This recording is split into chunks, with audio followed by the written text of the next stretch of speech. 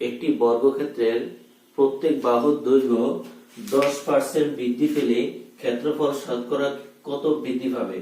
এই ধরনের অঙ্কগুলি সাধারণত যদি এমসিকিউ হিসেবে আসে তাহলে আমরা খুব সহজে কিভাবে এমসিকিউ অ্যান্সারটা নির্ণয় করব। নির্ণয় করার সূত্র হলো বর্তমান ক্ষেত্রফল সমান বর্ধিত বাহু দৈর্ঘ্য স্কয়ার ভাগ 100 শতকরা। যেমন এখানে কয় পার্সেন্ট বাহুটা বৃদ্ধি পেয়েছে? 10%। যেহেতু বৃদ্ধি পাইলে যোগ হবে আর হ্রাস পেলে কমবে, তাহলে 100 লগে 10 যোগ করলে কত হবে? 110। তো বর্ধিত বাহুর দৈর্ঘ্য হবে 110, তারপরে স্কয়ার, নিচে কত? 100। তাহলে 110 স্কয়ার করলে 11 স্কয়ার করলে 121, আর শূন্য একটা হবে 2টা, আর নিচে কত?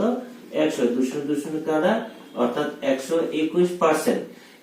বর্তমান ক্ষেত্রফল হবে 121%, আর ক্ষেত্রফল বৃদ্ধি পাবে।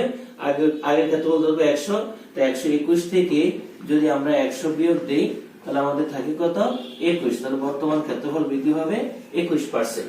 তো এইভাবে আমরা খুব সহজেই অ্যান্সারগুলি করতে পারবো। ধন্যবাদ সবাইকে।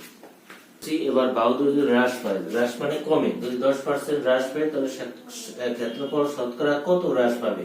তো যদি হ্রাস পায় তাহলে সূত্র হবে যে বাহুটা দেওয়া থাকবে কত পার্সেন্ট? 10%। তাহলে 100 থেকে 10 বিয়োগ হবে, বিয়োগ হলে কত? 90। তাহলে এখানে হইব 90 স্কয়ার ভাগ কত? 100। তো 90 স্কয়ার 9 স্কয়ার 9 81, শূন্য 2টা, আর নিচে কত? 100, শূন্য শূন্য কাটা গেলে 200 কাটা, তাই 81%। তাহলে বর্তমান ক্ষেত্রফল 81%। তো ক্ষেত্রফল হ্রাস পাবে কতটুকু? হ্রাস পাবে মোট উপর ধরো 100 থেকে বিয়োগ দিবা 81, বিয়োগ দিলে হবে কত পার্সেন্ট? সমান সমান হবে 19%। তাহলে ক্ষেত্রফল হ্রাস পাবে 19%। এটি হবে আমাদের উত্তর। ধন্যবাদ সবাইকে।